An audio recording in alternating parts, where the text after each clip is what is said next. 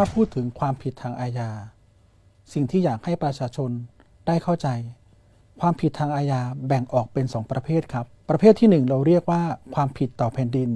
ซึ่งเป็นความผิดที่ไม่สามารถยอมความได้ประเภทที่2ครับเราเรียกว่าความผิดต่อส่วนตัวหรือความผิดที่สามารถยอมความได้แน่นอนครับว่าเราไม่ทราบหรอกครับว่าอะไรเป็นความผิดต่อส่วนตัว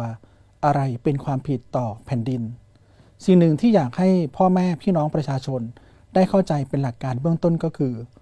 ถ้าความผิดนั้นเมื่อกระทำลงไปแล้วครับผลกระทบเกิดขึ้นแก่สังคมส่วนรวม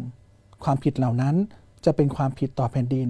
ซึ่งไม่สามารถยอมความได้แต่ถ้าเกิดความผิดใดก็ตามกระทำลงไปแล้วเป็นความผิดที่กระทบเฉพาะบุคคลหรือมีกฎหมายกำหนดไว้ว่าความผิดเหล่านั้นเป็นความผิดที่สามารถยอมความได้ความผิดเหล่านี้ครับเป็นความผิดที่ทุกท่านจะต้องให้ความระมัดระวังทำไมผมถึงพูดว่าทุกท่านจะต้องให้ความระมัดระวังเนื่องจากความผิดใดก็ตามที่เป็นความผิดต่อส่วนตัวกฎหมายกำหนดไว้เลยครับในประมวลกฎหมายอาญามาตรา96ครับซึ่งกำหนดไว้ว่าในความผิดต่อส่วนตัวนั้น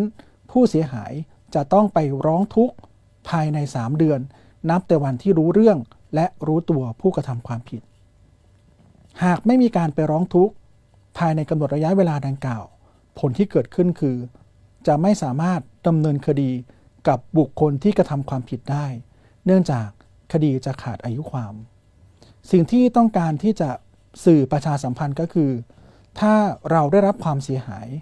เราไม่ต้องรอครับให้ระยะเวลาผ่านไปนานครับ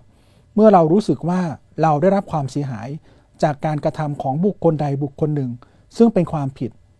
ไม่ว่าความผิดนั้นจะเป็นความผิดต่อส่วนตัวหรือความผิดต่อแผ่นดินก็ตามอยากให้ทุกท่านได้รักษาสิทธิ์ของตนโดยรีบไปร้องทุกข์ต่อพนักงานสอบสวนเท่านี้ครับเราก็จะสามารถปกป้องสิทธิ์ของเราได้แต่ถ้าเรารอให้ระยะเวลาผ่านไปเนิ่นนานเกินไปครับสิทธิ์ของเราที่มีอาจจะเสียสิทธิ์ได้เนื่องจากเราไม่ได้ใช้สิทธิ์ภายในระยะเวลาที่กฎหมาย